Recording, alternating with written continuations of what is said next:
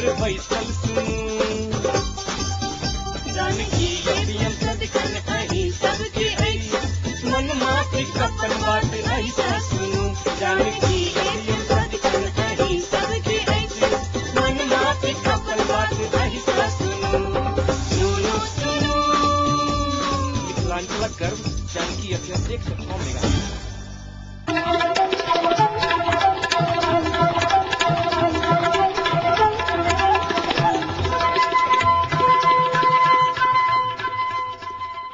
नमस्कार, Janaki FM 106 mega हर्जक Janaki समाचार में अपने की स्वागत है। जैसा सुनल जाऊ समाचार एक मुख्य समाचार।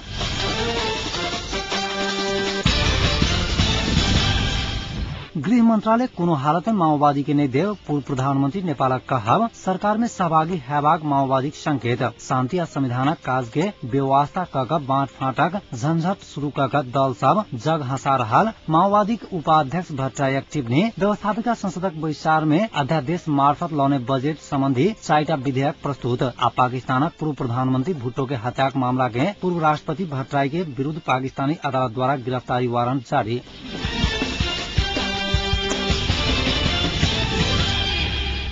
माओवादी सचिव पोस्ट बहादुर बोगटी 7 सूत्रीय सहमति के कोनो बुंदा परिवर्तन निकाल जा सके बतौली छ। एमालेक नेता सब 7 सूत्रीय समझौता सचियाब पड़त बताए रहल समय हुनक एहन कहब बाहर आयल छैन। नुवाकोट काठमाडौँ गणतान्त्रिक सम्पर्क मंच द्वारा आयोजित वनभोज तथा राजनैतिक सांस्कृतिक कार्यक्रम में ओ अपन दल आ एमाले बीच भेल 7 सूत्रीय सहमति तोड़ल गेल त शान्ति प्रक्रिया आ संविधान लेखन कार्य पूर्णता पावन नहीं सकत तर्क देले छ। शान्ति प्रक्रिया आ संविधान लेखन कार्य के तार्किक निष्कर्ष में पहुंचाव देश के द्वंद्व जोगावा आ सम्पूर्ण दल संग सहमति कायम करा 7 सूत्रीय सहमति कैल गेल बतबैत हो नेपाली कांग्रेस के एहि प्रति शंका नहीं करा आग्रह कैले छ। देशी विदेशी तत्व सब ई सहमति तोड़ चाह रहल आरोप लगबैत सचिव बोगटी एकरा तोड़ल गेल त माओवादी कठोर आ गंभीर निर्णय कका आंदोलन में जाय पर बाध्य हैत चेतावनी देले छ। अपना सबके नेपाली जनता सल्लाह सुझाव आ दबाव बाहेक विदेशी शक्ति के कोनो आदेश निर्देशन आ दबाव स्वीकार्य नहीं हैत हुनक कहब छलैन।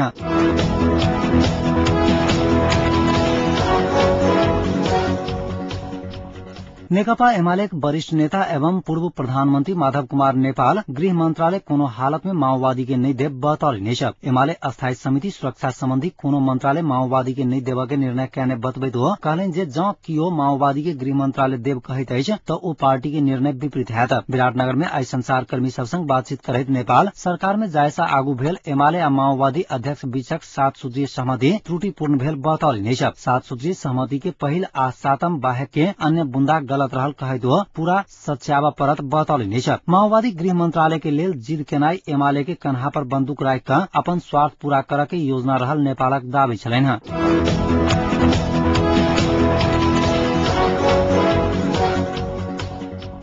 नेकपा एमालेक उपाध्यक्ष वामदेव गौतम एकीकृत नेकपा माओवादी के गृह मंत्रालय दक सत्ता गठबन्धन जोगाव चाही बतौली छ। 7 सूत्रीय समझौता करैत काल माओवादी के गृह मंत्रालय देवाक निर्णय होइत हो एमाले अस्थायी समिति बैसार से ओ निर्णय के उल्टा क सुरक्षा संबंधी मंत्रालय देव नहीं मिलत निर्णय कहने छल। उपाध्यक्ष गौतम अस्थायी समिति के ई निर्णय ठीक क जल्दी माओवादी सहित राष्ट्रीय सरकार बनाल जात दावी कैले छ।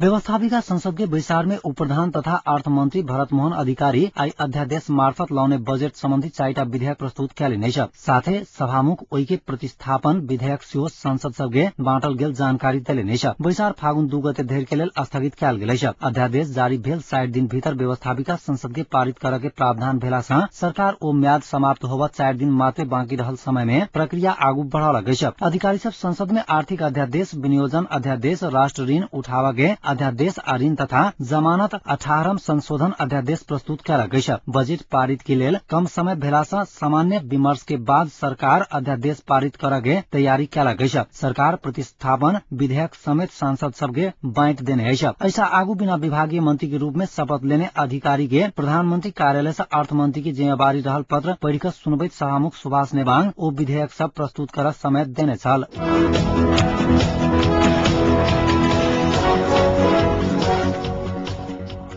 माओवादी अध्यक्ष पुष्पकमल दाहाल सरकार जल्दी पूर्णता पाउत कहित माओवादी के सरकार में सहभागी हेबाक संकेत कैलिनेछ। उस सरकार में सहभागिता के विषय में विमर्श भ रहल बतौलिनेछ। काभ्रे के छात्रेबाज गाविस में रहल दाप्चा बहुमुखी कैंपस के आयुद्घाटन कार्यक्रम में बजित दाहाल सरकार के पूर्णता देवाक विषय में विमर्श भ रहल बतौलिनेछ। माओवादी के समर्थन में बनल सरकार शांति प्रक्रिया के निष्कर्ष में पहुंचाव के आ संविधान जारी करे के काम करैत अछि ओ बतौलिनेछ। नेपाली सभाक स्वाभिमान बचाव एमाले के सहयोग केने ओ बतौलिनेछ। विदेशी के इशारा में मात्र सरकार बनित अछि से मान्यता तोड़ल गेल अछि ओ बतौलिनेछ।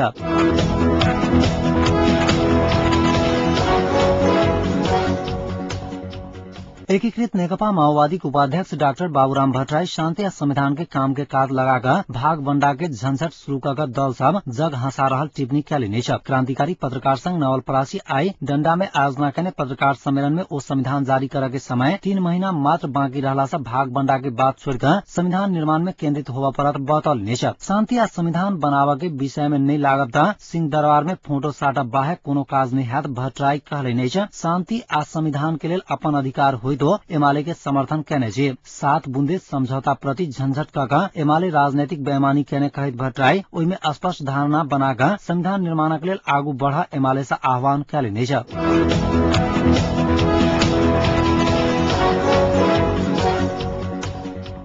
पाकिस्तानक एकटा अदालत पूर्व प्रधानमंत्री बेनजीर भुट्टो के हत्या के मामला में पूर्व राष्ट्रपति परवेज मुशर्रफ के गिरफ्तारी के वारंट जारी कैलक अछि। रावलपिंडी के आतंकवाद निरोधक अदालत परवेज मुशर्रफ के 19 फरवरी के अदालत में पेश होबे के आदेश देलक अछि। न्यायाधीश राणा निसार बेनजीर भुट्टो के हत्या के मुकदमा के सुनवाई रावलपिंडी के अड्याला जेल में कैने छलैथ। अभियोजन पक्ष के वकील चौधरी जुल्फिकार अली अदालत के बतौलन जे परवेज मुशर्रफ के बेर बेर जांच दल के सामने पेश होबे के लेल कहल गेल अछि मुदा ओ नहीं आबि रहला से एहि मुकदमा के जांच में प्रगति नहीं भ रहल अछि। ओ बतौलन जे परवेज मुशर्रफ एहि समय में लंदन में छथि। ताहि लेल हुनका एकटा पत्र पठाओल गेल अछि मुदा ओ अखन ओहू के जवाब नहीं देलनि अछि। सरकारी वकील अदालत के बतौलन जे बेनजीर भुट्टो के हत्या एक साजिश छल आ परवेज मुशर्रफ के ओहि के जानकारी छल। ओ अदालत से कहलनि जे एहि मुकदमा के जांच के पूरा करय लेल जरूरी अछि जे परवेज मुशर्रफ के गिरफ्तार कयल जाय। एहि के बाद अदालत संघीय जांच एजेंसी के आदेश देलक अछि जे परवेज मुशर्रफ के तुरंत गिरफ्तार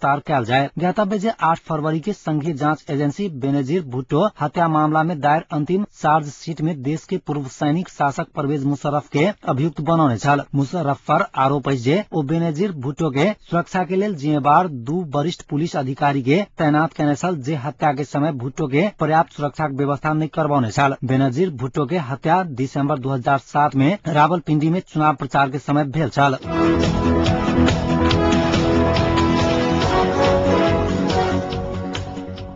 मिस्र में काल ऐतिहासिक घटनाक्रम में 30 साल धरि सत्ता धारण कैने होस्नी मुबारक राष्ट्रपति पद से इस्तीफा देलनि। मिस्र के राजधानी काहिरा समेत विभिन्न शहर में 18 दिन धरि भेल आम जनता के प्रदर्शन से होस्नी मुबारक के ई कदम उठावा पर विवश क देलक अछि। राष्ट्रपति मुबारक काहिरा छोड़कर शर्म अल शेख चलि गेल छथि आ उपराष्ट्रपति उमर सुलेमान सरकारी टेलीविजन पर घोषणा कैलनि जे तत्काल राष्ट्रपति कार्य सैन्य परिषद सम्हारत। एहि घोषणा के बाद मिस्र में जश्न मनाओल जा रहल अछि त दुनिया के अनेकों देश से बधाई दैत इस्तीफा के स्वागत कयल जा रहल अछि। अमेरिकी राष्ट्रपति बाराक ओबामा कहलनि जे मुबारक के इस्तीफा मिस्र में बदलाव के अंत नहीं बल्कि एक शुरुआत अछि। सेना के आप देश में आपातकाल खत्म कऽ स्वतंत्र और निष्पक्ष चुनाव करावा चाहिए। संयुक्त राष्ट्र संघक महासचिव वान की मून कहलनि जे आखिरकार मिस्र के जनता के आवाज सुनी पड़ल। मिस्र में विपक्षी नेता मोहम्मद अल बारादेई एहि के अपन जिंदगी के सबसे महत्वपूर्ण दिन बतौलनि आ मुबारक के इस्तीफा पर खुशी व्यक्त कयलनि अछि।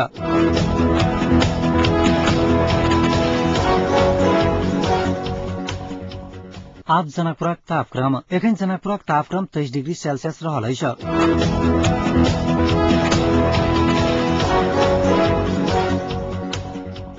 अंत में पुनः एक बेर मुख्य समाचार।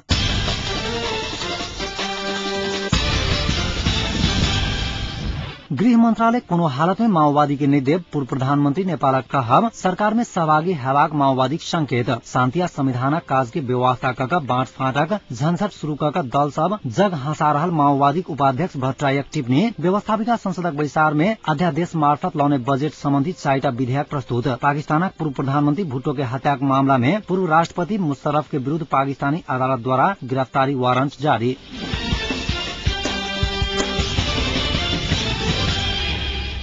एखनुक समाचार एतै समाप्त हुँदैछ। पुनः समाचार लक उपस्थित है। नमस्कार।